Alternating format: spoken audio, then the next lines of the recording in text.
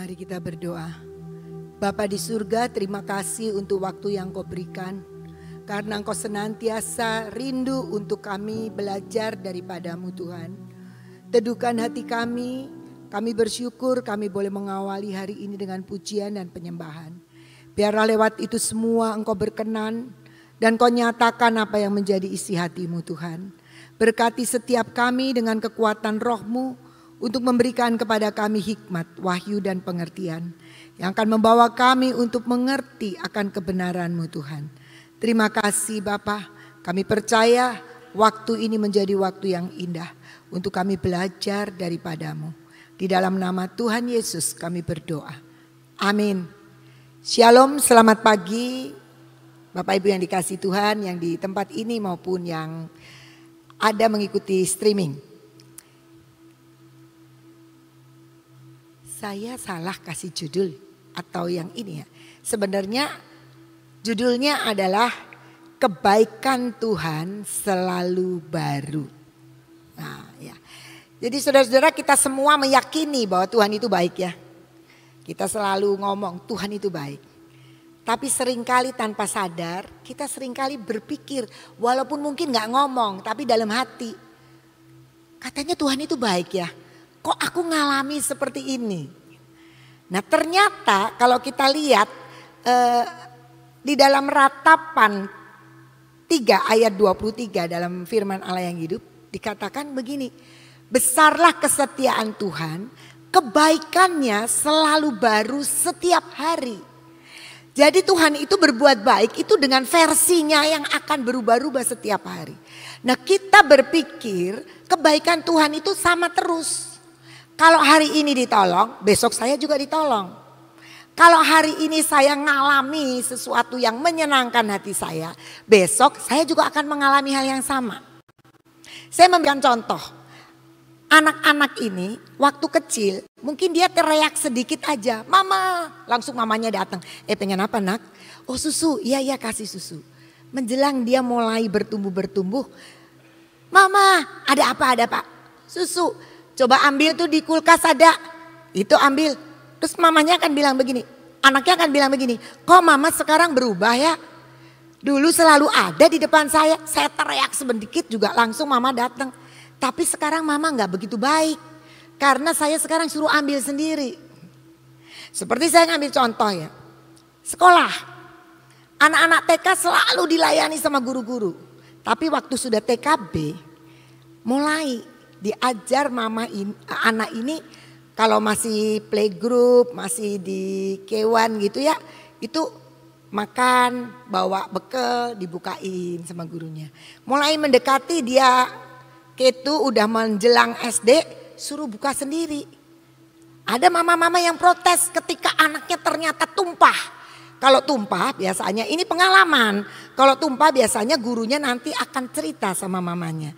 Tadi tumpah. Tapi kami ganti, kami sediakan. Ada yang mama marah, tahu nggak saya sudah siapin itu.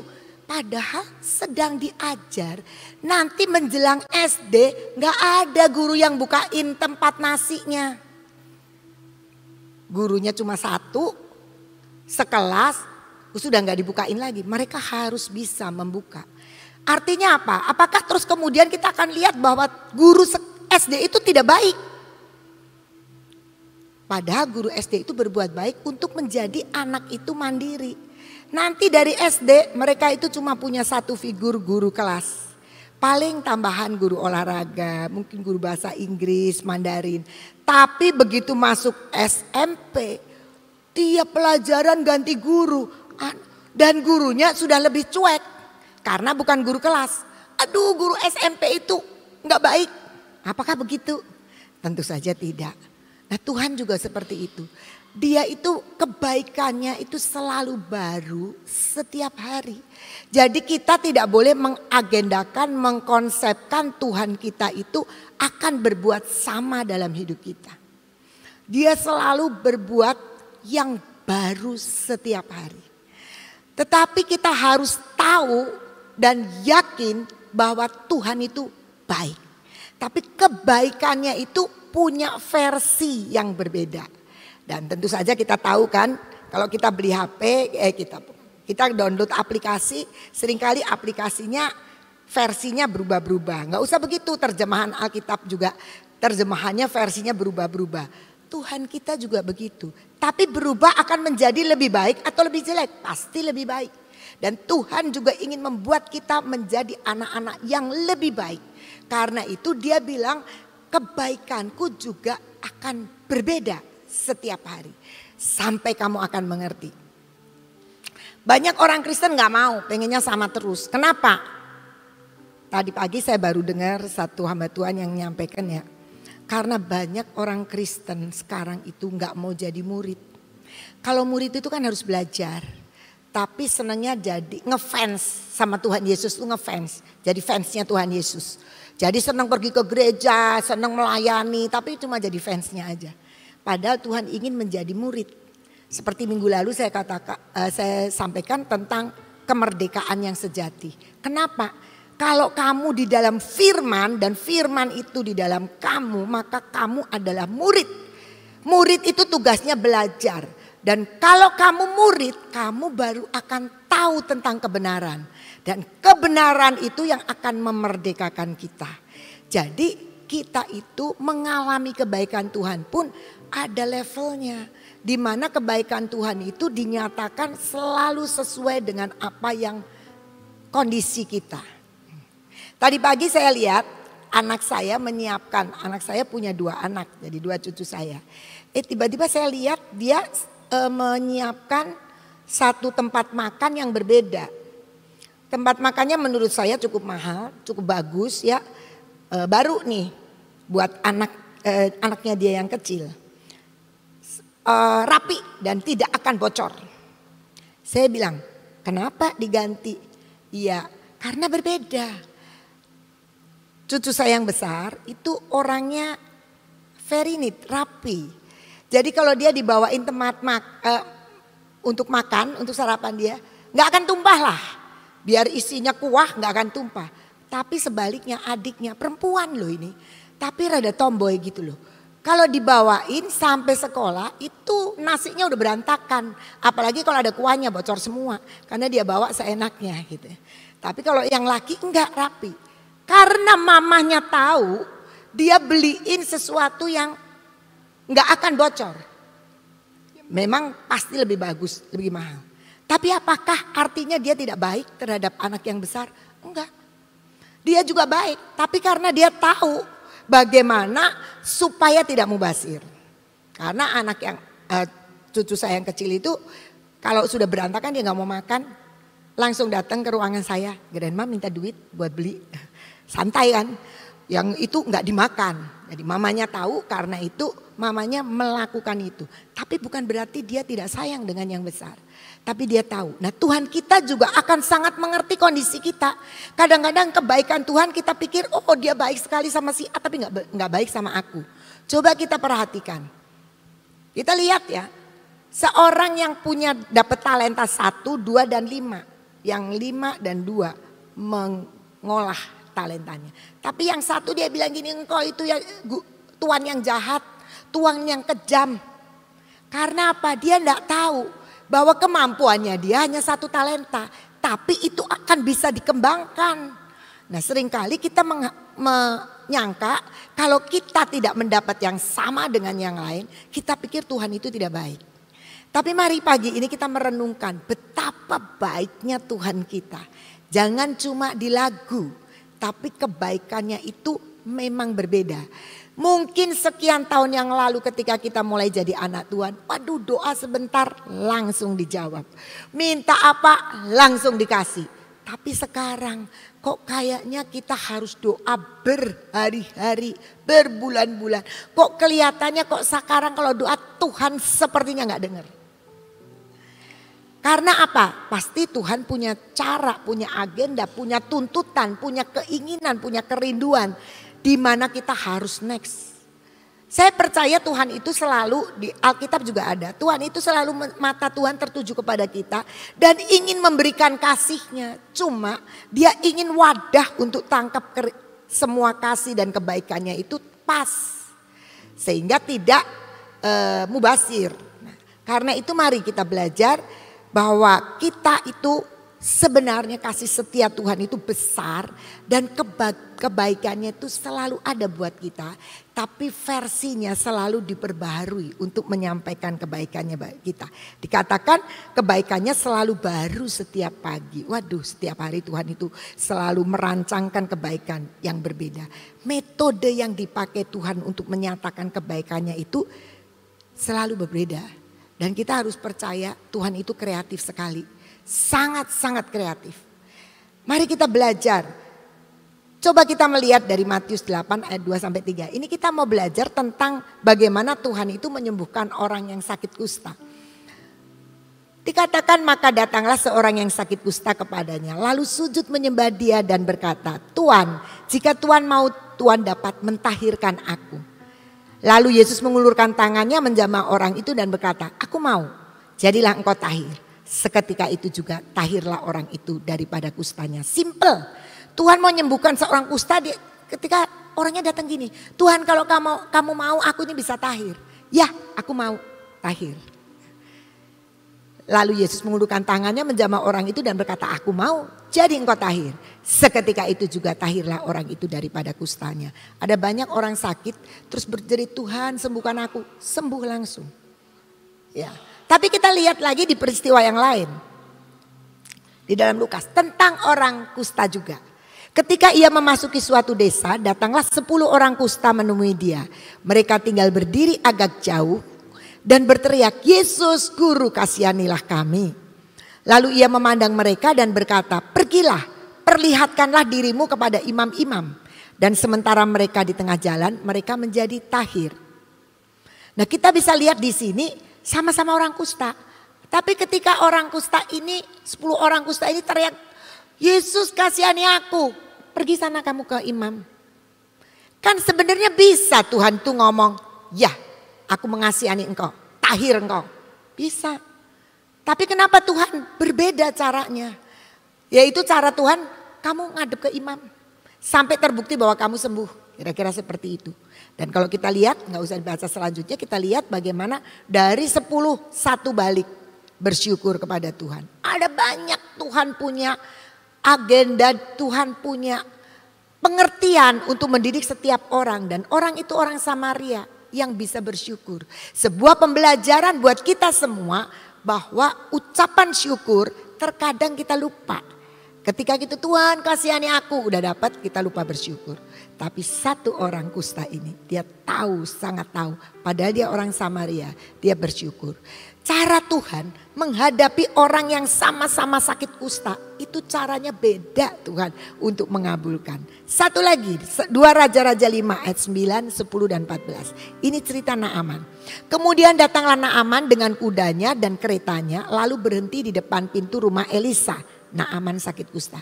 Elisa menyuruh seorang usuruannya kepadanya mengatakan, pergilah mandi 7 kali dalam sungai Yordan, maka tubuhmu akan pulih kembali sehingga engkau menjadi tahir. Ayat 14 lompat.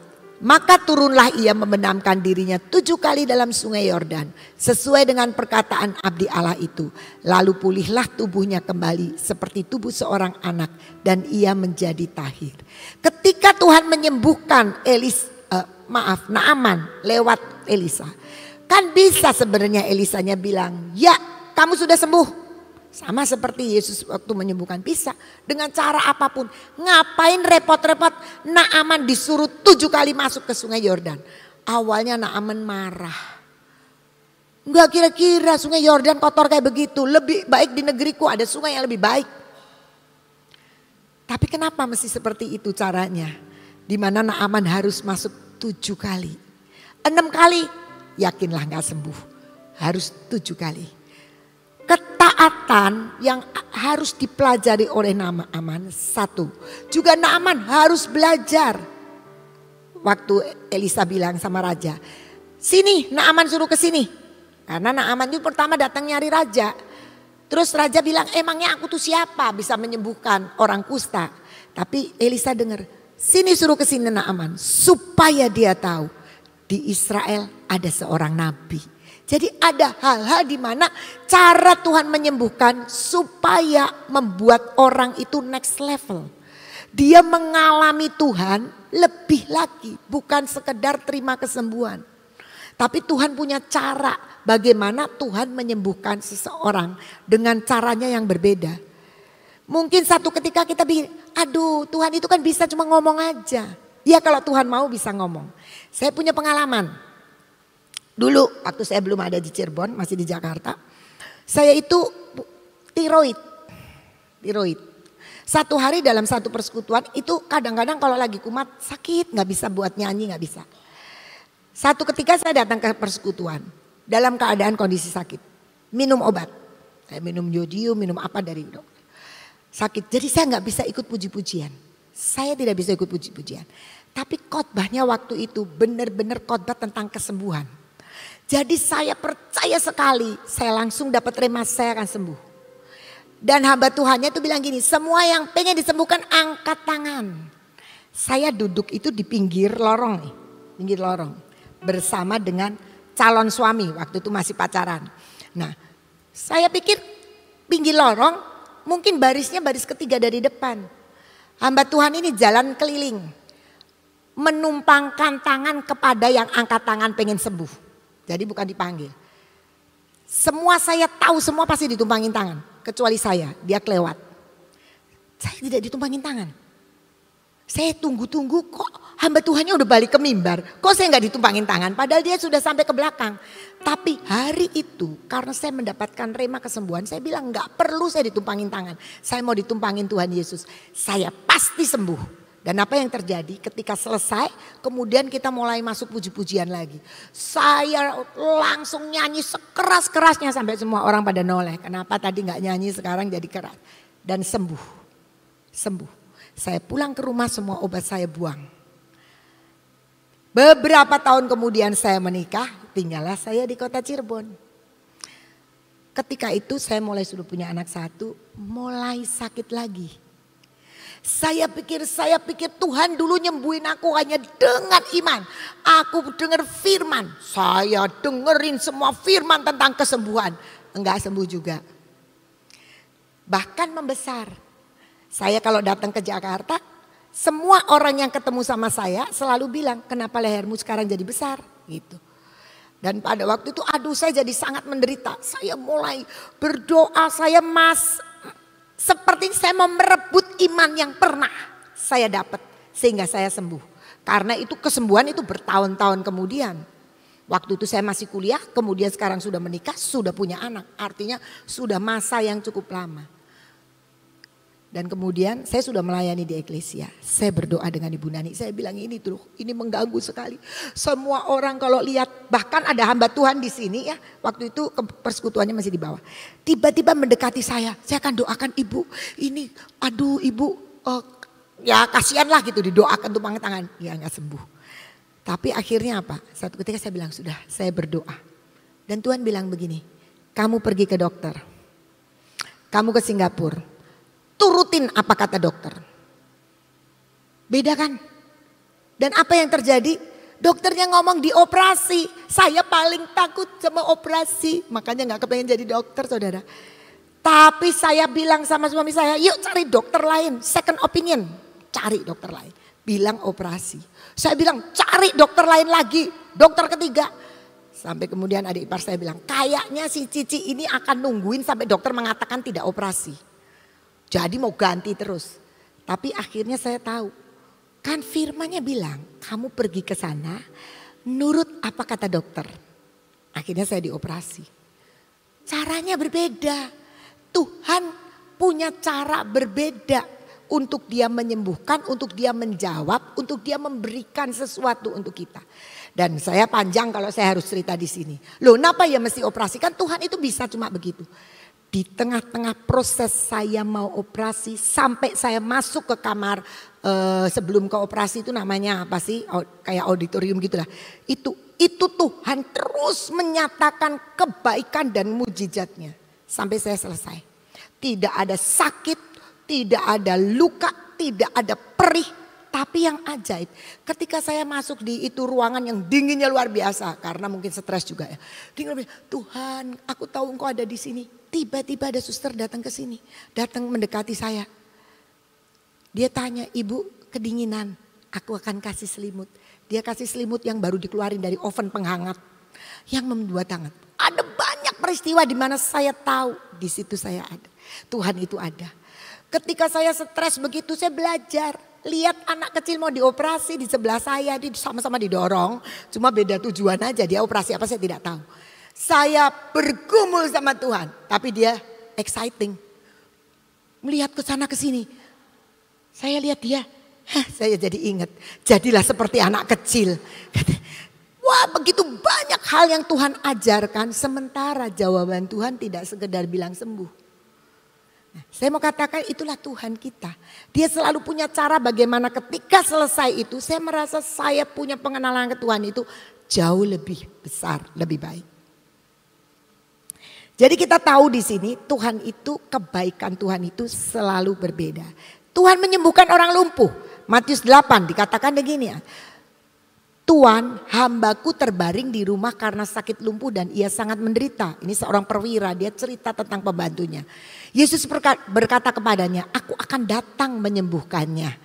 Tetapi jawab perwira itu kepadanya, Tuhan, aku tidak layak menerima Tuhan di dalam rumahku. Katakan saja sepatah kata, maka hambaku itu akan sembuh. Dan benar, Tuhan bilang. Lalu Yesus berkata kepada perwira itu, pulanglah. Jadilah kepadamu seperti yang engkau percaya. Maka pada saat itu juga sembuhlah hambanya. Jadi Tuhan itu jarak jauh ngomong juga jadi. Jadi kalau Tuhan mau itu semua persoalan kita itu Tuhan ngomong aja sepatah kata. Semua selesai. Tapi kenapa seringkali Tuhan gak lakukan seperti itu? Sesama orang lumpuh di Markus 2 ayat 5 sampai 10 dan 12. Ketika Yesus melihat iman mereka. Ini orang lumpuh dibawa 4 teman-temannya. Berkatalah ia kepada orang lumpuh itu. Hai anakku, dosamu sudah diampuni. Enggak matching banget ya. Dia pengennya sembuh lumpuhnya kok dosanya yang diampuni. Ketika Yesus melihat iman mereka berkatalah ia kepada orang lumpuh itu. Hai anakku, dosamu sudah diampuni. Tetapi supaya kamu tahu bahwa di dunia ini anak manusia berkuasa mengampuni dosa. Berkatalah ia kepada orang lumpuh itu. Kepadamu kukatakan bangunlah, angkatlah tempat tidurmu dan pulanglah ke rumahmu. Ada cara Tuhan, sama-sama lumpuh. Yang satu gak pakai ditengok imanmu, ya sembuh itu hambamu itu. Yang satu lagi perlu diberesin dosanya. Lihat iman dari teman-temannya yang mendukung, mendoakan. Ya dosamu diampuni, baru disembuhkan. Jadi artinya Tuhan itu selalu punya agenda, punya metode untuk kondisi kita masing-masing. Bagaimana Tuhan menyembuhkan orang lumpuh sama-sama lumpuh. Nah, jadi apa yang sebenarnya untuk mengenali kebaikan Tuhan. Sehingga kita akan mengatakan walaupun dengan kondisi yang berbeda, walaupun dengan proses yang berbeda yang sampai kita akan menyatakan, "Loh Tuhan kok kamu gak denger-denger, loh Tuhan kok kamu tuh gak nyatakan kebaikanmu." Apa yang menjadi kunci dari kita? Yeremia 9 ayat 24. Tetapi siapa yang mau bermegah, baiklah bermegah karena yang berikut. Bahwa ia memahami dan mengenal aku. Bahwa akulah Tuhan yang menunjukkan kasih setia, keadilan dan kebenaran di bumi. Sungguh semuanya itu kusukai. Demikian firman Tuhan. Jadi Tuhan itu ingin kita semua adalah murid-murid yang belajar memahami dan mengenal Tuhan. Jadi paham yang Tuhan mau itu seperti apa. Saya akan memberikan contoh. Anak-anak terang bangsa yang kelas 12. Mereka itu selesai dan dinyatakan lulus di bulan April. Jadi April kemarin ini mereka sudah lulus. Jadi mereka itu kebanyakan anak-anak itu mereka akan kuliah di Agustus atau September. Jadi kami pikir ini anak ngapain? Nganggur-nganggur, main gadget, gak baik. Jadi kami arahkan, ayo sih kamu ini magang. Magang itu kerja tanpa dibayar di satu perusahaan. Dan sekolah kami itu memberikan upaya mengusahakan supaya mereka dapat magang. Nah, saya mau cerita 2 anak aja. Dua-duanya ini mau kuliah di perhotelan. Nantinya nih sudah diterima, udah dapat beasiswa di perhotelan. Karena mereka mau di perhotelan, perhotelan, maka kami ini mengarahkan mereka untuk magang di hotel. Dengan maksud itu kan sebuah persiapan buat mereka. Kalau yang psikolog kami ke rumah sakit Siloam dan sesuai dengan kami berharap sesuai. Gitu. Nah ini 2 anak ini diterima di Swiss Bell. Bukan hotel ece-ece kan. Hotel yang cukup bagus. 2, tapi punya 2 reaksi. Namanya juga orang magang tapi kan kerja tanpa dibayar. Mereka kerja. Yang satu baru 2 hari dia bilang berhenti. Saya tidak boleh sama mamah saya. Kenapa? Karena ternyata saya itu dimanfaatkan sama hotel. Lah iyalah mau kerja masa suruh dikasih makan doang. Jadi berhenti. Aduh kita tuh sampai kesel. Ini kan buat persiapan. Tidak. Padahal kamu kan mau ke perhotelan. Ya kalau dimanfaatkan ya layak dong, wajar. Pembantu kerja di kita dimanfaatkan enggak? Dimanfaatkan. Apa kepandaian dia dipakai. Nah ini kerja karena memang enggak dibayar. Jadi dia berhenti baru 2 hari berhenti. Itu Sir mukanya sampai enggak enak sekali minta maaf sama hotelnya. Tapi sebenarnya masuk beberapa. Nah beberapa hari yang lalu ini kan sudah Agustus. Anak-anak sudah mulai akhir Agustus kuliah. Saya bertemu dengan satu orang tua yang anaknya juga mau ke perhotelan dan dia juga magang. Dia bilang begini, Miss, makasih banyak ya. Anakku bilang enak sekali. Nanti kalau aku kuliah pasti aku sudah tahu. Walaupun aku kadang-kadang ditaruh di tempat housekeeping yang mesti beresin kamar, kadang-kadang pindah ke laundry, kadang-kadang pindah ke kitchen, dipindah karena selama beberapa bulan. Tapi aku sudah tahu sekarang apa itu pekerjaan hotel. Dan yang lebih lagi, kan dia di bawah manajer, di bawah begini. Aku jadi tahu kalau manajer hotel tuh begini, kalau teman-teman yang ini tuh begini. Rabu yang lalu, mamanya baru ngomong sama saya. Anak saya seneng banget persiapan untuk kuliah. 2 orang dengan respon yang berbeda. Tuhan itu gak baik. Tuhan itu memanfaatkan saya. Itu yang punya 1 talenta bilang begitu. Tuhan itu cuma maunya nguntungin buat saya. Tapi marilah kita belajar bahwa ketika ada sebuah proses untuk membentuk hidup kita, kebaikan Tuhan itu pasti akan menghasilkan nilai-nilai yang naik dalam hidup kita. Saya suka sekali dengan ayat Mazmur 103 ayat 7. Tuhan itu memperkenalkan jalan-jalannya kepada Musa, perbuatan-perbuatannya kepada orang Israel. Jadi ternyata tahu jalan Tuhan itu membuat kita akan menjadi seperti Musa. Memahami siapa Tuhan. Tapi kalau kita cuma seneng lihat perbuatan keajaibannya Tuhan. Aduh di taman Tuhan ajaib banget. Keluar minyak ini. Apalagi nanti tanggal 23 ya. Saya bilang sama Bu Guatlan, siap-siap ini yang datang pasti banyak. Soalnya temanya itu menggiurkan. Betul kan? Temanya apa? Kunci kelimpahan. Siapa yang nggak kepengen hidup limpah? Pasti ini banyak yang datang. Semua pada ambil cuti karena pengen dapat kunci kelimpahan. Saya juga kepengen. Saya kepengen. Tapi apakah itu sudah menjamin kita akan hidup berkelimpahan? Kita harus tahu bagaimana Musa mengerti jalan-jalannya. Tapi jangan cuma kita berharap sama perbuatannya. Sehingga kadang-kadang kalau nanti itu dibagiin minyak. Kalau dibagiin loh, saya tidak tahu. Tapi kalau dibagiin minyak, waduh ada yang ngumpetin dapat 5. Apakah nanti jadi berlimpah? Lah saya udah ngantongin 5 kok gak berlimpah-limpah ya. Karena Tuhan punya cara, punya agenda. Tapi ada yang cuma dapat 1. Ada guru saya itu, dia cuma dapat 1. Dia mau minta lagi gak enak, habis. Jadi dia doa, Tuhan ini sudah mau habis nih Tuhan. Sudah mau habis, masa saya mesti minta lagi ya? Sudah mau habis. Gak habis-habis.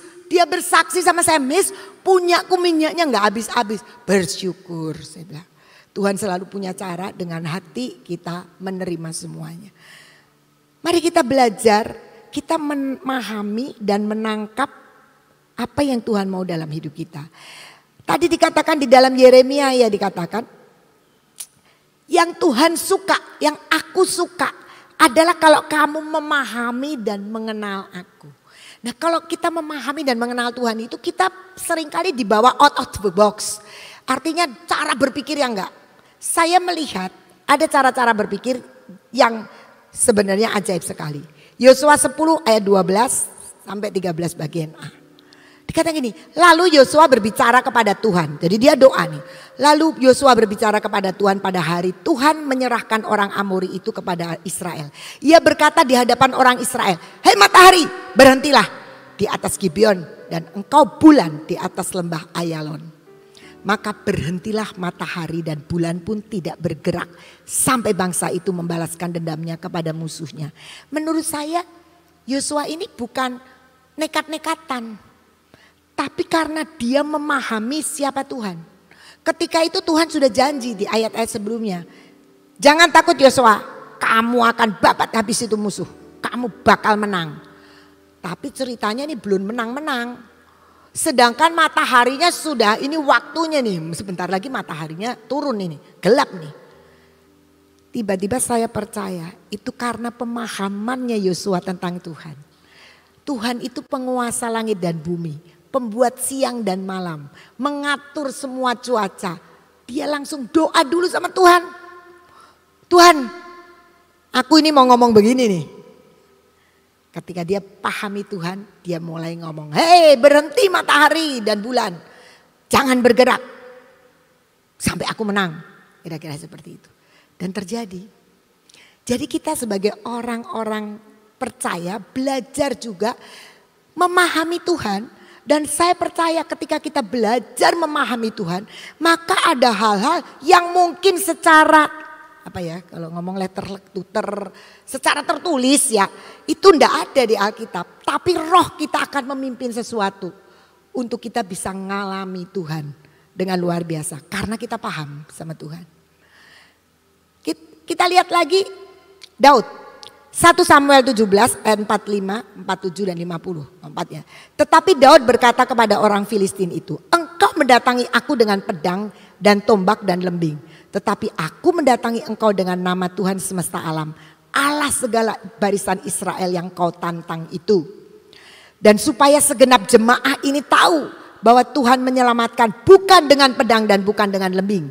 Sebab di tangan Tuhanlah pertempuran dan ia pun menyerahkan kamu ke dalam tangan kami. Demikianlah Daud mengalahkan orang Filistin itu dengan umban dan batu. Ia mengalahkan orang Filistin itu dan membunuhnya tanpa pedang di tangan. Saya percaya itu karena pemahaman Daud. Dia belum bisa perang waktu itu. Karena dia sebagai penggembala yang disuruh datang untuk nengokin kakaknya. Dia belum bisa perang. Tapi dia paham siapa Tuhan. Dia tahu banget kemampuannya dia itu main ketapel. Kemampuannya dia itu ngadepin singa dan serigala. Dia tidak bisa perang. Tapi dia tahu untuk menang perang itu bukan dengan pedang dan dengan tombak. Tapi dengan nama Tuhan. Itu dari mana? Siapa sih yang ngajari Daud pakai batu? Gak ada yang ngajari. Dan saya bilang itu pasti pemahamannya Daud kepada Tuhan. Pengenalannya Daud kepada Tuhan. Kenapa? Setelah itu pernah gak Daud perang pakai batu? Gak pernah. Cuma sekali itu saja. Karena itu sebuah kekuatan dari pemahamannya dia akan Tuhan. Dia tahu bahwa kalau mau menang perang tuh gak perlu tombak pun bisa. Gak perlu pedang pun bisa. Tapi dia datang dalam nama Tuhan.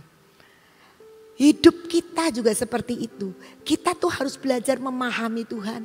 Supaya ketika Roh Kudus bekerja atas hidup kita terjadi. Ada satu peristiwa yang buat saya itu menjadikan saya semakin pengen memahami Tuhan. Saya mungkin sudah beberapa kali cerita. Satu hari di dalam kamar saya punya kamar itu levelnya gak sama. Turun gitu ya udahlah memang dulu kepengennya begitu ya. Dan ada daerah turun buat nonton TV. Tiba-tiba air selalu nyembeng di situ. Jadi lama-lama ini jadi kolam. saya tuh ngeliatin dengan sedih ya, karena itu di lantai 2. Saya sedihnya gini, aduh Tuhan, bagaimana caranya, yang bocor di mana? Kalau cari bocornya, memang ada sih gambar plumbingnya ada, tapi kan saya mesti bongkar-bongkar. Satu hari saya berdiri, saya tahu kalau ini dibongkar bukan cuma repot, bukan cuma kotor, tapi juga duit. Sebab apa? Saya kan tidak tahu titik dibocornya di mana. Tapi satu hari di pagi hari saya itu berdoa di dekat itu. Saya berdoa. Ethan cucu saya itu saksinya. Saya bilang Tuhan ini bocor. Setiap hari di pel airnya nyembeng. Saya berdoa Tuhan Engkau sanggup menolong. Bagaimana cara menolongnya Tuhan. Tiba-tiba. Kan kita tahu ya. Kita kalau deklarasi itu ada malaikat-malaikat juga kan. Tiba-tiba saya bisa bilang begini. Tuhan kirim malaikat bagian plumbing Tuhan. Yang ngeliatin jalurnya di mana yang bocor. Dan buat perbaikan. Ya karena saya orang sipil jadi ngerti plumbing ya. Tapi saya tetap aja gak bisa kalau beresin. Tapi saya bilang ini malaikat bagian plumbing. Ada gak malaikat bagian plumbing? Ya gak tahu juga. Tapi saya berpikir malaikat itu. Wah kalau kita baca SMA-nya. Deklarasi SMA itu kan malaikatnya macamnya puluhan kan itu. Jadi saya pikir pasti ada, cuma enggak kejebut aja sama Mahanaim. Tapi saya bilang malaikat bagian plumbing, kirim Tuhan. Beresin plumbing yang mana yang bocor. Saya mau kasih tahu, sejak saya ngomong itu sampai detik ini tidak pernah ada bocor. Ajaib kan? Yang ngajari siapa? Saya tahu karena saya kenal Tuhan. Wis lah orang ngerti ada malaikat bagian plumbing apa enggak. Tapi Tuhan itu punya segala-galanya. Kalau Tuhan bisa ciptakan sarjana-sarjana teknik, kalau bisa ilmu-ilmu begini, ya pasti punya lah. Mungkin ada malaikat plumbingnya gak pernah suruh kerja. Tiba-tiba Tuhan ngomong, kamu aja deh tugas sana benerin. Ya bisa juga. Tapi saya mau katakan Tuhan itu gak terbatas. Dengan segala agenda yang dia bisa lakukan buat kita. Yang percaya bahwa kebaikannya itu selalu baru setiap hari. Dia punya cara. Jangan pakai metode yang lama. Kita kan pengennya yang lama terus. Tuhan seperti itu. Dulu baik sekali saya jerit sebentar Tuhan tolong. Tapi saya percaya. Kalau jerit tolong kita gak kenal Tuhan. Tapi ketika kita mulai tahu bahwa ada hal-hal yang mesti menjadi sebuah proses untuk nikmati kebaikan. Kita akan kenal siapa Tuhan kita. Dan semakin kita kenal, semakin kita akan dapat begitu banyak hal. Kemudahan, kemurahan, kebaikan, merasakan kelimpahan, merasakan sukacita, merasakan damai sejahtera. Semua yang tidak pernah diberikan oleh dunia menjadi bagian kita. Mari kita percaya dan sangat percaya bahwa Tuhan itu baik. Yesaya terakhir, Yesaya 48 ayat 6 bagian B dan 7. Engkau telah mendengar semuanya itu dan sekarang engkau harus melihatnya. Tidakkah kamu sendiri mau mengakuinya? Aku mengabarkan kepadamu hal-hal yang baru dari sejak sekarang. Dan hal-hal yang tersimpan yang belum kau ketahui. Baru sekarang hal-hal itu diciptakan dan bukan dari sejak dahulu. Dan sebelumnya engkau tidak mendengarnya supaya jangan engkau berkata memang aku telah mengetahuinya. Jadi Tuhan itu menciptakan sesuatu yang baru. Jangan dikira Tuhan udah berhenti tinggal nyomot sana nyomot sini. Oh ini dijawab begini. Enggak. Tapi Tuhan bilang ada hal-hal baru yang aku ciptakan. Supaya kamu kagum, supaya kamu tahu. Dan kamu tidak akan pernah ngomong saya pernah tahu. Karena semua yang mengherankan, semua yang ajaib itu ada dan bersumber dari Tuhan. Tuhan itu tidak pernah kehabisan akal. Ada pujian bilang dengan 1000 cara Tuhan menolong kita. Menurut saya 10.000, 10 juta juga Tuhan punya cara untuk menolong kita. Dan dia selalu memberikan sesuatu yang baru. Mari kita sama-sama meyakini dan percaya Tuhan itu baik. Kebaikannya selalu baru setiap hari. Tuhan Yesus memberkati. Siapa yang rindu untuk mendapatkan sesuatu yang selalu baru? Ya, kalian rindukan mendapatkan sesuatu yang baru, sesuatu yang baru. Tadi dikatakan bahwa Tuhan itu selalu membuat suatu cara yang baru. Nah, caranya bagaimana? Yaitu kita harus hidup dalam supranatural. kita saat-saat ini di hadapan kita, itu kita tidak bakal tahu apa yang bakal terjadi. Nah, jangan sampai kita mengatakan, oh kalau kayak gini caranya seperti ini. Kalau nanti kejadian ini caranya seperti ini. Tuhan akan membuat cara yang baru. Yang penting siapkan hati, ubahkan pikiran kita. Tuhan, aku mau hidup dalam supranatural. Pikiran kita supranatural. Ya. Cara kerja kita supranatural. Sesuatu supranatural itu adalah yang tidak natural. Ya. Contoh yang tadi Ibu Ina katakan. Kalau bocor, ya dicari mana bocornya. Itu natural. Tapi kalau supranatural, Tuhan akan membuat perkara yang ajaib. Yang gak pernah kita pikirkan. Nah, inilah yang harus ada dalam hidup saudara dan saya. Ayo belajar, apalagi saat ini kita sedang mempersiapkan diri untuk menerima kunci apa tadi? Nah, semua pengen kan? Semua pengen kelimpahan. Nah, dikasih kuncinya. Tapi kalau kamu tidak bisa mempergunakan, ya tetap pintu itu tidak akan terbuka. Nah, Tuhan akan memberi dan mengajar kita hari-hari di hadapan kita itu cara-cara bisa membuka kunci.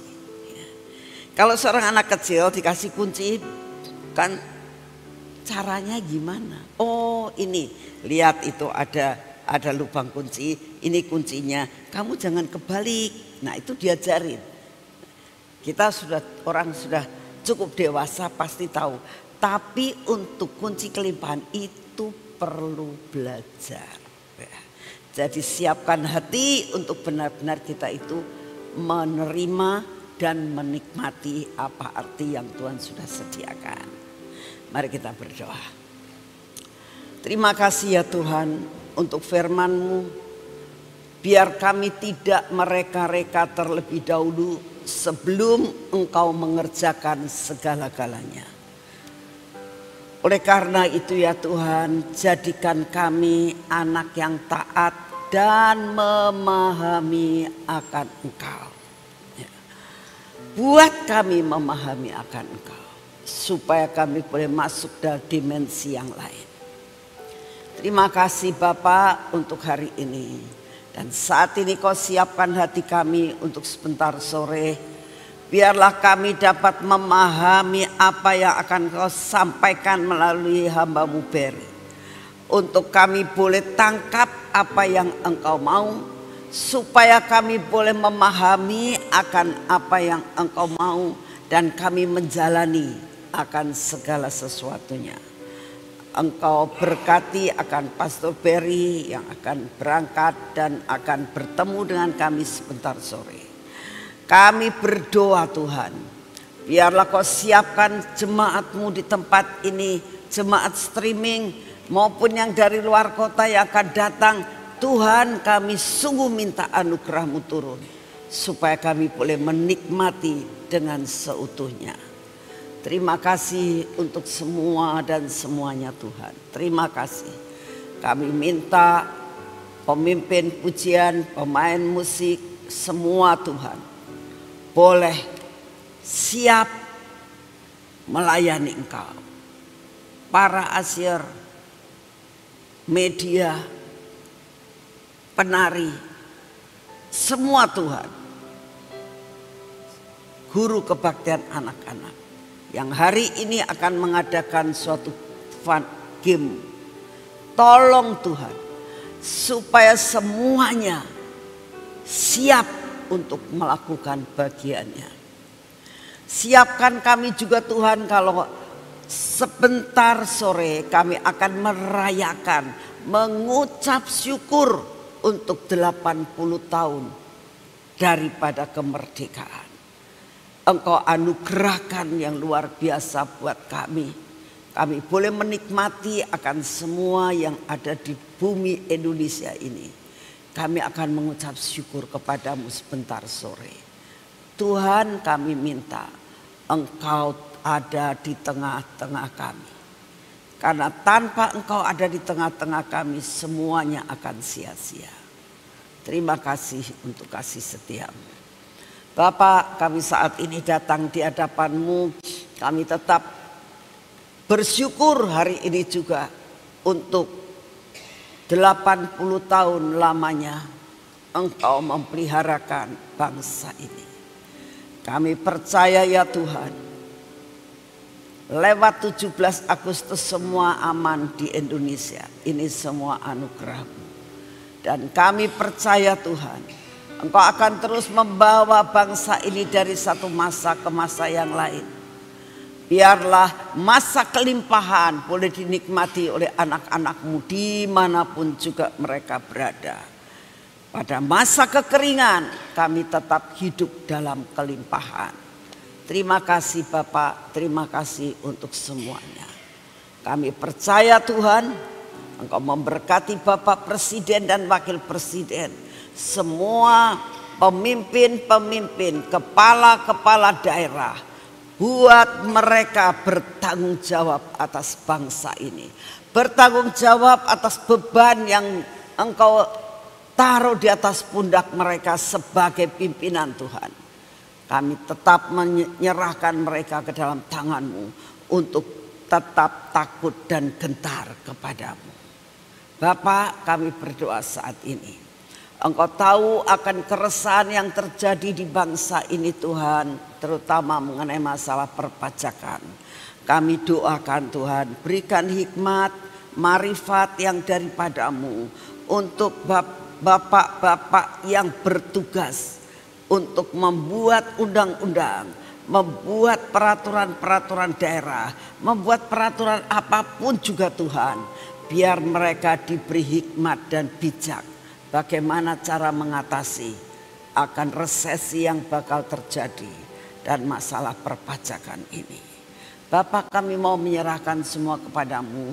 Sekali lagi kami tahu Tuhan bahwa Engkau punya 1001 jalan buat menolong bangsa kami.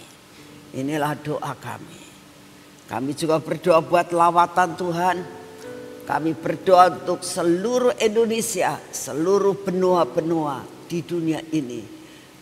Tolong Tuhan, lawatan terus terjadi.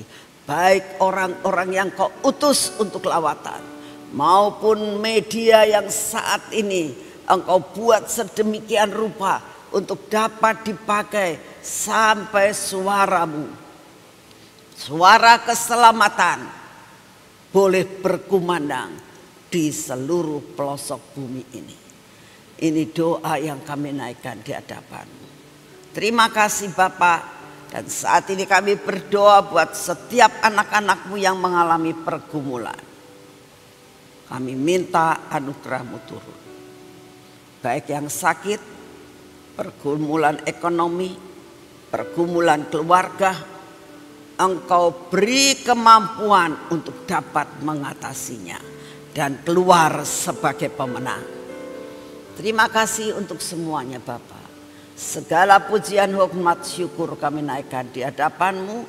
Dan saat ini kami minta kekuatan baru, kesehatan yang daripada-Mu. Dan kami minta Tuhan daya tahan tubuh. Karena Engkau tahu keadaan cuaca saat ini Tuhan.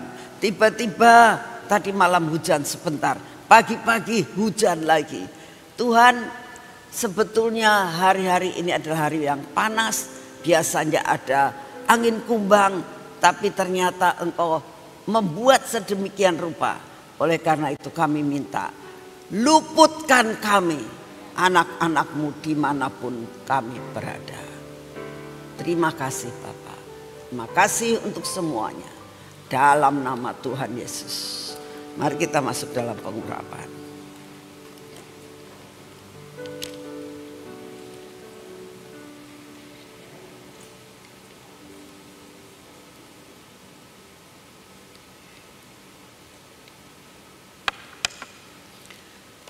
Bapak, kami mengucap syukur. Kami membawa minyak supranatural. Kami mau hidup di dalam supranatural Tuhan. Mampukan kami, seret kami, masukkan kami dalam kehidupan supranatural. Dalam nama Tuhan Yesus. Pikiran jiwa kami Kau ubahkan untuk berpikir secara supranatural. Mata kami mengalami perkara yang supranatural. Telinga kami, bibir, mulut kami dan hati kami. Terus Tuhan bawa kami terus sampai mencapai supranatural. Dalam nama Tuhan Yesus, semua pikiran jiwa kami yang tidak baik, yang tidak bisa atau menjadi penghalang daripada semuanya tidak dapat berjalan berpikir secara supranatural, Engkau patahkan Tuhan. Yalah Kau memberkati akan tangan kami dan kaki kami hari ini. Berkati Tuhan, supaya kaki kami berjalan dalam supranatural. Tangan kami mengerjakan segala sesuatu di luar nalar kami. Buat Engkau tidak ada yang mustahil. Buat kami masuk dalam perkara ini Tuhan. Mengalami bersama Engkau. Memahami akan Engkau. Terima kasih untuk semuanya. Segala pujian, hormat, syukur kami naikkan. Dalam nama Tuhan Yesus. Amin. Selamat pagi, saya juga berdoa buat sekali lagi ada fun game buat anak-anak. Dan kita juga akan sebentar sore itu ikut ambil bagian bersukacita, bersyukur untuk kemerdekaan. Ya, Tuhan memberkati semuanya. Hah? Oh, pakai baju ya. Usahakan pakai baju merah putih. Usahakan. Ya, usahakan supaya kita nanti waktu di video bagus banget bajunya merah putih ya. Tuhan memberkati.